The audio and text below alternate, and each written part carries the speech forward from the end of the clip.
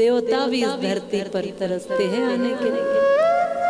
चंदन है इस देश की माटी, तपोभूमि हरिग्राम है, हर बाला देवी की प्रतिमा, बच्चा बच्चा राम है, बच्चा बच्चा राम है।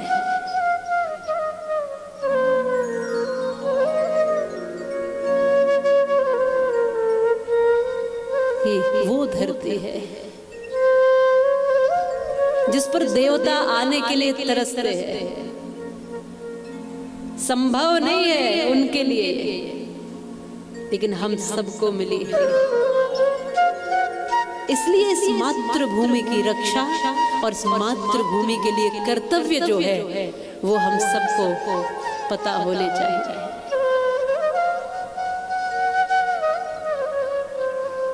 कण कण में हमने यहाँ मातृत्व को देखा ना। आपने भगवती का आवाहन किया, उनकी कथा सुन रहे हैं, तो भगवती हमने हर रूप में देखी। जहाँ पर मातृत्व का दर्शन हो वहाँ भगवती को देखने। इसलिए हमने कभी भी पेड़ों को माने तुलसी को पौधा नहीं कहा, हमने क्या कहा?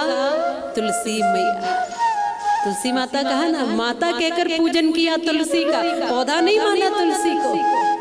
हमने कभी गाय को पशु नहीं कहा, हमने कहा गौ माता। हमने कभी गंगा को नदी नहीं कहा, हमने कहा गंगा मैया, यमुना मैया। हमने इस धरती को भी केवल मिट्टी नहीं कहा, धरती नहीं कहा, हमने कहा धरती माता। और हमने देश को भी केवल देश नहीं कहा, राष्ट्र नहीं कहा, केवल भारत नहीं कहा, हमने राष्ट्र को भी कहा भारत माता। यहाँ की हर वस्तु से जुड़ गया है हमारा नाता, इसलिए इस देश को भी कहते हैं हम भारत माता। हम सबसे जुड़े हुए हैं एक दूसरे से, पूरी प्रकृति से ये जीव जुड़ा हुआ है, ये शरीर जुड़ा हुआ है। क्यों? क्योंकि 5 तत्व जो प्रकृति में है, उन्हीं 5 तत्वों से ये शरीर बना है। तो एक तरह से ये शरीर भी प्रकृति ही है, अलग नहीं है कुछ उससे। इस मिट्टी से ही तो बना है ये शरीर, तो फिर मिट्टी से अलग कहाँ हुआ आप बताओ। और जो अपने आप को इस मातृभूमि और मिट्टी से अलग समझता हो, और या फिर जो समझते हैं, वही लोग भारत माता की जयकार करने से भयभीत होते हैं। सभी मिलकर आज माँ भगवती की कथा में थोड़ी सी देर भगवती के स्वरूप भारत माता को भी नमन करते हुए चलेंगे। बोलो भारत माता की। माँ भारती का भी दर्शन करते चलेंगे। वो माँ भारती भगवती से कुछ भिन्न नहीं है। इस माँ भारती के आंचल में देखो कैसे कैसे शूरवीर समाये, कैसी कैसी संतानें इस माँ भारती की है।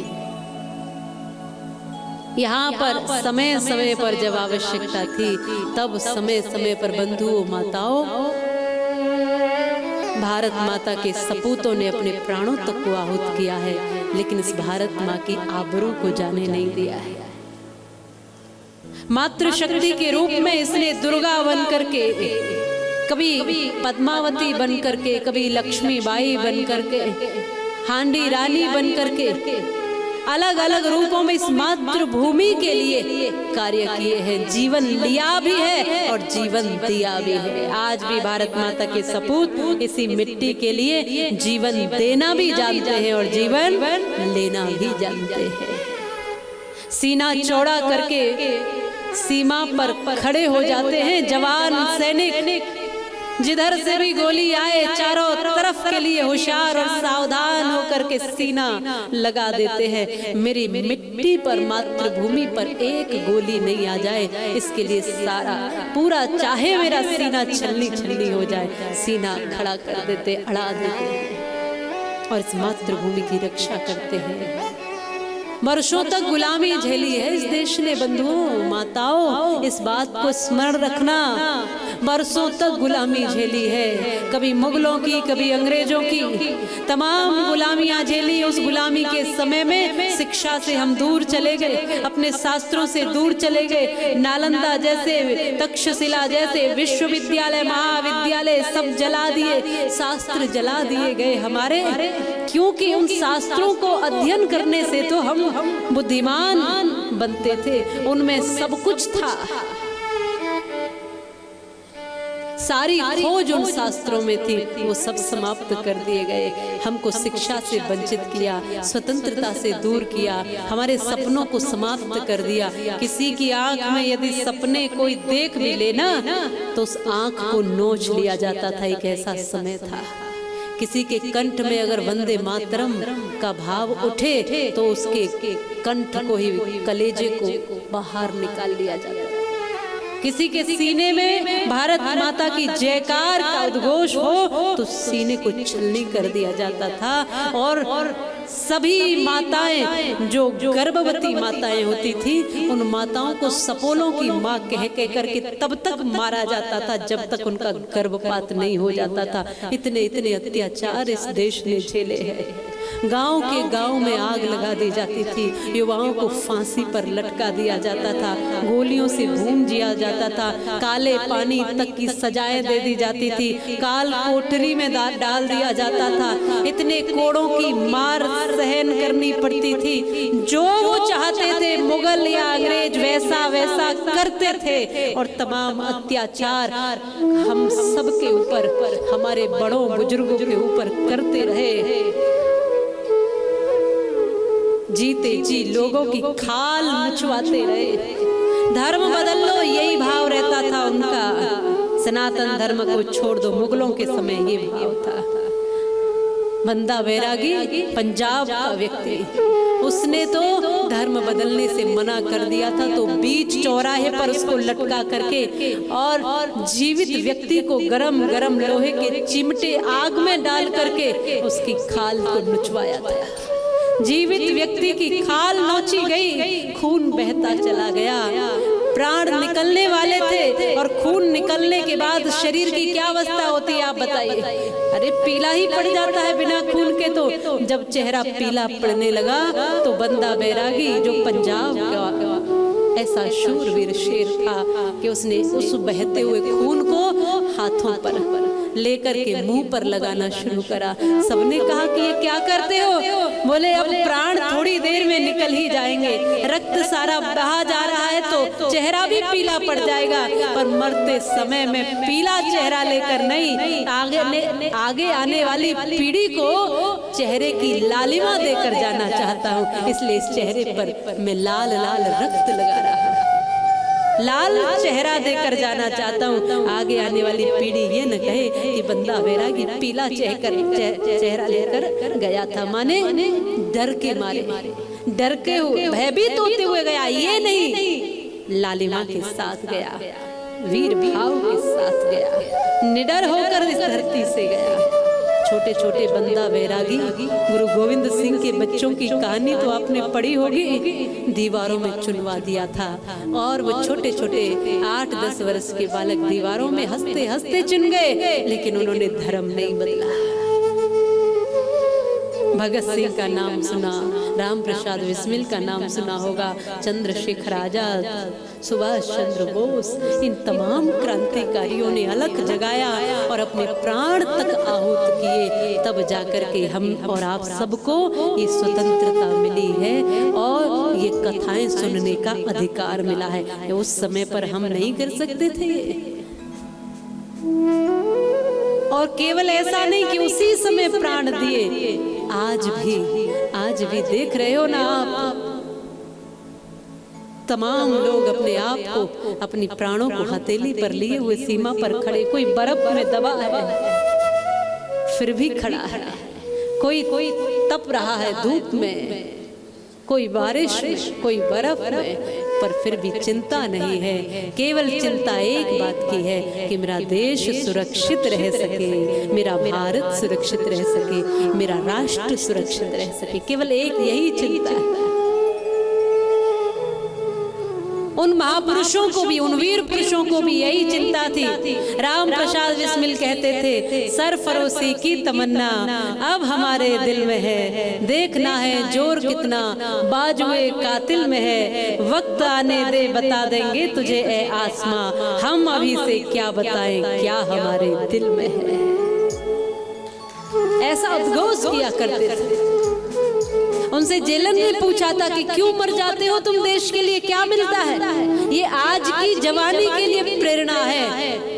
हर कथा में, भागवत कथा हो, श्री राम कथा हो, देवी भागवत हो, महापुराण, शिव महापुराण हो, कोई भी कथा हो, हर कथा में मेरा एक दिन कुछ समय माँ भारती के चरणों में आहूत करने के लिए और कुछ समय उन सब शहीद और सपूतों को नमन करने के लिए इस व्यासपीठ से रहता है।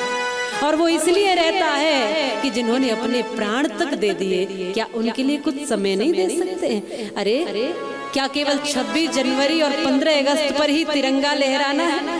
क्या तभी भारत माता की जय करनी है? तभी उन सपूतों को और शहीदों को याद करना है? हर रोज करो, हर पल करो, क्योंकि उनका कर्जा है हमारे ऊपर, हम सब के ऊपर। उन्होंने कहा था, हम लाए हैं इस कश्ती को तूफान से निकाल कर, मेरे बच्चों वतन को रखना जरा संभाल कर। हमारे ऊपर कर्जा है उनका, उन्होंने कहा था। जेलर ने पूछा, राम प्रसाद बिस्मिल तुम कैसे प्राण दे रहे हो? जवान हो जाओ, क्यों देश के लिए मरना चाहते हो? क्या मिलेगा तुम्हें? राम प्रसाद बिस्मिल शायर थे, लेखक, बड़े सुंदर शायर, वो इतनी सुंदर कविताएं लिखते थे। उन्होंने कहा कि देखो तुम्हें तो पता नहीं क्या मिलता है, पर मैं बता देता हूँ क्या मिलेगा। तू जो भी पूछेगा, ए जेलर, मेरे तेरे हर जवाब से, जो कुछ भी पूछेगा, मेरा हर शेर तेरे हर जवाब से अच्छा होगा। शेर कहते हुए बात रखते थे वो अपनी ज्यादा। मेरा हर शेर तेरे हर जवाब से अच्छा होगा, मेरा हर दिन तेरी हर रात से अच्छा होगा, और इन्हीं आंखों से देखना जालिम, मेरा जनाजा भी तेरी बारात से अच्छा होगा।